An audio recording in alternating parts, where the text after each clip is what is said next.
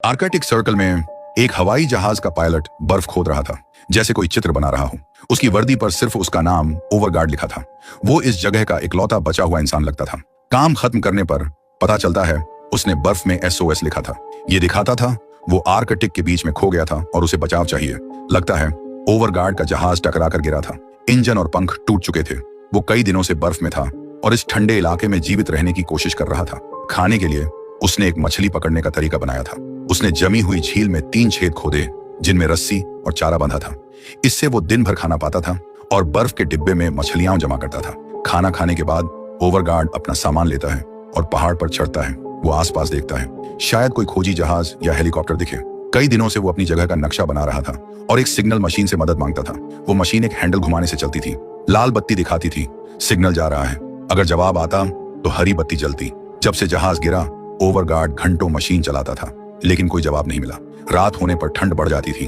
वो जहाज में लौटता और अगले दिन की लड़ाई के लिए ताकत जमा करता।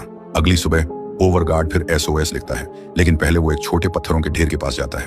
वहां वो किसी को अलविदा कहता है। लगता था वो पत्थर किसी साथी की कब्र थे जो शायद हादसे में मर गया। सम्मान देने के बाद वो फिर खोदने लगता है। वो पत्थर हटाता है ताकि SOS साफ दिखे। उसका मकसद था कोई पायलट ऊपर से उड़ते हुए उसे देख ले।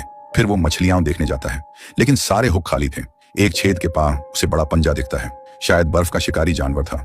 डरते हुए ओवरगार्ड जहाज में भागता है और तब तक अंदर बंद रहता है जब तक सुरक्षित न हो। खतरा टलने पर वो फिर पहाड़ पर चढ़ता है।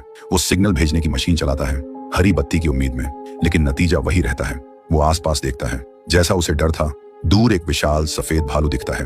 वो खाना ढूंढ रहा था। कोई रास्ता न होने पर ओवरगार्ड जहाज में लौटता है। वो सो जाता है और अगले दिन अपनी रूटीन शुरू करता है, लेकिन कोई बचाव नहीं आता। उसका मछलियों का जखीरा कम हो रहा था। वो बस सिग्नल भेजने की कोशिश करता रहता है। घंटों कोशिश के बाद ओवरगार्ड लगभग हार मान लेता है। तभी मशीन की हरी बत्ती जलती है।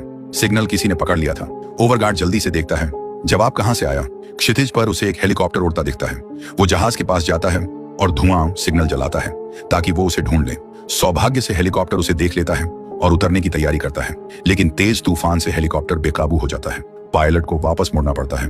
हालात और बिगड़ते हैं। हेलीकॉप्टर स्थिरता खो देता है और बर्फ में टकरा कर गिर जाता है। हादसे के बाद ओवरगार्ड दौड़कर वहां पहुंचता है। हेलीकॉप्टर में पायलट मर चुका था। चोटों की वजह से उसे दूसरा साथी जिंदा मिलता है, लेकिन उसका पेट बुरी तरह घायल था। ओवरगार्ड हेलीकॉप्टर से प्राथमिक चिकित्सा किट लेता है। एक स्टेपलर से उस साथी के घाव को बंद करता है। इससे खून रुक जाता है, लेकिन बर्फीला तूफान बढ़ता जा रहा था।